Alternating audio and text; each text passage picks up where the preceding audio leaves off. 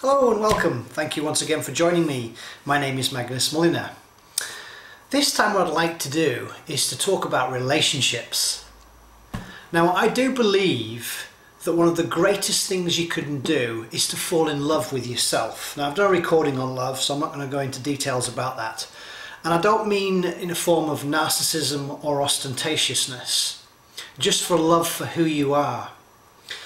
Now, most of us by the age of 7 have pretty much been indoctrinated by our parents, our peers, our social mirror, and we act out those programs throughout our adulthood.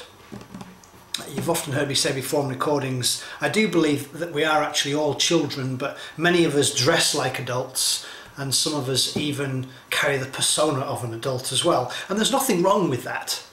But be mindful of it, as in, does it serve you and those around you? Obviously, when I'm with my 1-year-old baby, I need to be one too. Well, I don't need to be, but I like to be, because then I can connect with him. Now, if you're in a relationship, or even if you've had a previous relationship, you can obviously ask yourself smarter questions like, well, what have I learnt? What would I do differently? Because for most people, when they get involved in a relationship, and let's say the relationship goes south, for whatever reason, it ends in tears and turmoil. And I'm not saying that that should not happen. It's what a silly word. It either is or it isn't. But it's happened. But what have you learned? What has that person taught you about yourself? Maybe they told you something that you didn't like about yourself. It might be a truth. It may not be a truth. So all the time we're always learning. But for many of us, we kind of create a codependency with the person we're with, whether it's down to them giving you money, or them giving you a roof over your head, or them putting the trash out all the time, rather than creating an interdependent relationship where it is separate but you are connected. So you maybe have your own passion, your own purpose, but you do come together. Somebody once shared with me that you should do at least 3 things a week with your loved one. Well, why just 3? Maybe you could do 3 a day. So I realised that if you have been in a previous toxic relationship, you might perhaps be holding on to resentment. Well, I think it was Nelson Mandela once said, I think it was on his inaugural speech, but it might have been from another person that he got it from, that resentment is like drinking poison but hoping it will kill your enemies. Crazy. So why would you want somebody rent-free living in your head who you don't like, can't stand, hate? And notice when you're causing yourself stress, you are using up more of your resources and putting more nails in your coffin. So once you are mindful that that person has taught you or is teaching you something, and you can ask a smarter question, you can probably move on more quickly. And the way of doing that is by changing the meaning of that person. So if I ask you a question like, well, what do you respect about them? You know, respect being the lowest form of love. You might say nothing and get angry about it, but over time, I'm sure you'll be able to respect something about them. And then if I ask you later, what do you love about them? And please understand this, anything that you say in answer to those questions is actually about you, it's not about them. Yes, I understand that you've had an experience with them, whether you've lived with them for 26 years or 26 minutes. The point I'm making is you do not know that individual or that person. And I would also challenge the fact that you do not know yourself, because it's not like a destination, it's a continuous journey. So if you've been in a bad relationship, or you are, then the chances are, as I made a statement before, let's say you leave that relationship, you probably move into another relationship and then play the same old recording again. I mean, have you ever heard of somebody who perhaps left their boss because he was a bit of an asshole? Well, guess what? When they suddenly get another job, they start telling you about how much of an asshole their boss is. Well, what's different? There's a common denominator. It's obviously that person. So please understand that if you want something in a relationship, then you are required to give that which you would require or would like.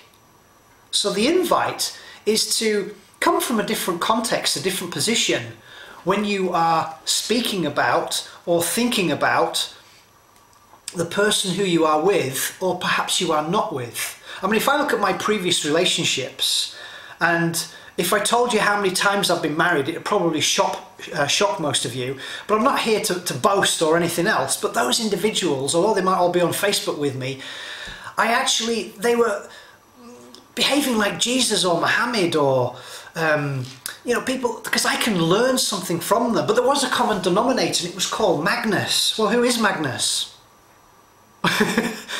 And once you say I am something, I'm likely to change. That's not who I am. So the invite is for you to learn more about yourself. What is that person teaching you? What do you love about yourself when in their company?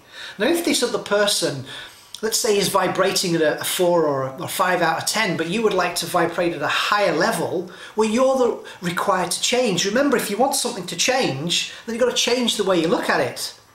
And then you will find you will attract somebody who's more at the level that you would like to be, or perhaps you are at. But once you start loving yourself, coming back to the statement I made at the start, you will find that that energy will then attract other people that love themselves. That's how it works. It's called the law of attraction. So just be mindful, if you're going to leave somebody, that the chances are you're going to find somebody else and you're going to play the same recording again. You're going to make the same mistakes. Well, there are no mistakes really, they're just outcomes or results or reality. And if you don't like them, then you're required to change. And usually it starts with changing your thought pattern. And then obviously your behaviour or your actions. So just become mindful of that. But everything's down to focus. And so that person is actually teaching you something about yourself, what you like, love, can't stand, hate, any of the above or more. So just be aware. So relationships, and in my opinion, if you could be in complete and utter service to your partner without any expectations, you see, that's the mother of all, I nearly swore then, ups. Because when you do something in order to receive something, what happens if you don't receive it? By default, you will go to the, well, if I don't receive it, and then you'll behave differently, and then it can become toxic, and then you behave like a soap opera. There's a question. How many of you people watch soap operas and then behave like them?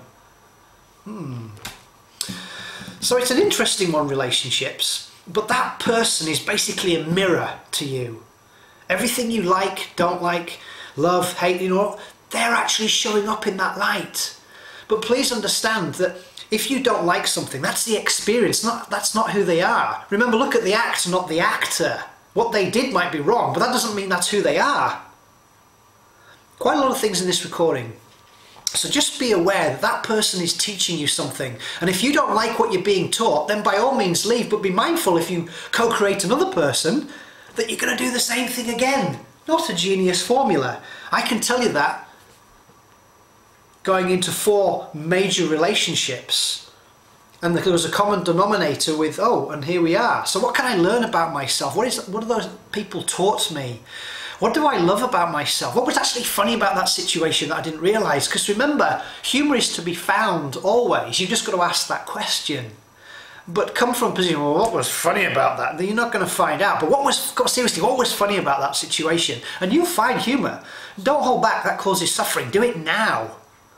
So, relationships. The idea is to continue giving in a relationship without an expectation, in my opinion, of getting something. And if you want something in that relationship, then give exactly that which you require or would like, and the chances are exactly on time, because that's reality. It will then come back to you. Does this make sense? I hope it does. And as always, have fun and enjoy it. See, you and I believe, were put on this planet to enjoy ourselves. And if you look around, you don't see any other animals mentally, emotionally abusing themselves. So we have one of the greatest freedoms of all. It's called choice. And if you are choosing to give away your power to somebody else and having them rent-free in your head, not smart. So, and often I hear people say, and I'm on a roll here, about, well, they don't make me happy, or you might perhaps think that it's your job to make your partner happy. I will challenge both of those statements. The idea is for you to be happy. Happiness doesn't exist outside there. It's within self.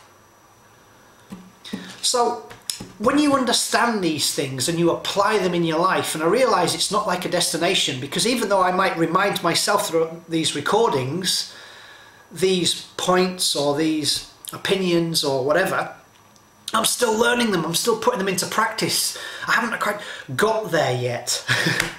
So have fun and enjoy it. That's the two reasons, the 2 meanings for life as far as I'm concerned. One is to create many pleasurable moments, but not at the expense of others.